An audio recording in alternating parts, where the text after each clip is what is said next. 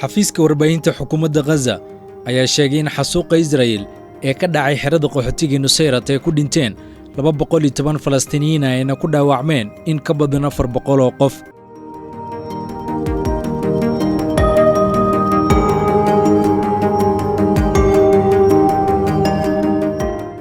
kulan wacan ku soo dhawow waxyaabihii ugu dambeeyay ee Gaza.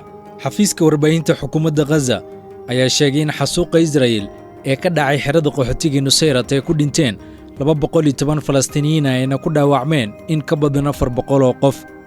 ciidamada Israa'iil ayaa 4 maxbuus ka soo badbaadiyay weerarka ka dhacay xerada qaxootiga Nusayrat iyadoo mid ka mid ah saraakiishooda uu ku dhintay howlgalka.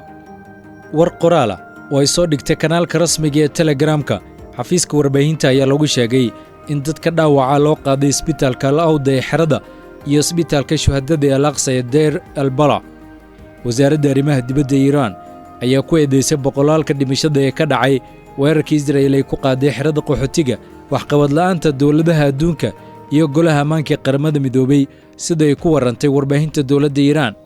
Joseph Borrell oo ah madaxa xeerarka dibadda ee Midowga Yurub ayaa sheegay in Midowga Yurub uu si kulul u cambaaraynayo weerarka ay ciidamada Israa'iil ku qaadeen xerada qaxootiga ee bartamaha Gaza kaasoo ilaa hadda ay ku dhinteen ugu yaraan 210 qof.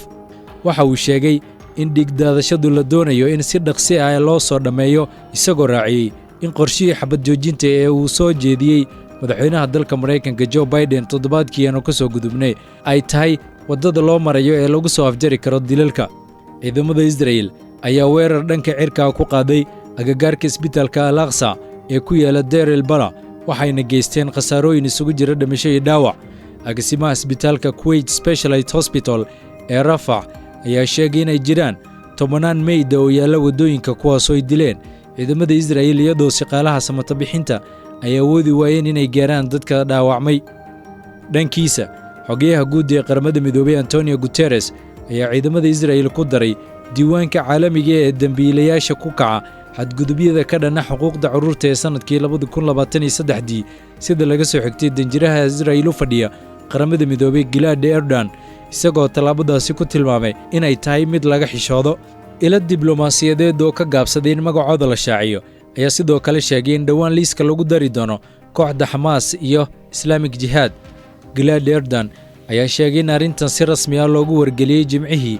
diiwaanka caalamiga ayaa ka qayb ah warbixinta ka hadlaysa carruurta iyo colaadaha hubaysan taasoo la filayo in xogayaha guud ee qaramada midoobay uu u gudbiyo golaha ammaanka bisha Juun 14keeda.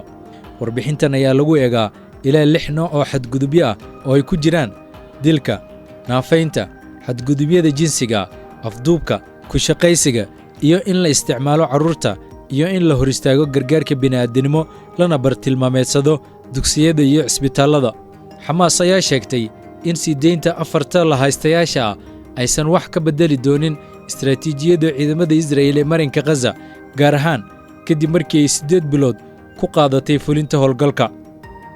ugu yaraan 36,731 qof ayaa lagu dilay halka 83,530 kalena lagu dhaawacay dagaalkii Israa'iil ay Gaza ku qaadeen tan iyo 7 bishii Oktoobar sanadkii tagay.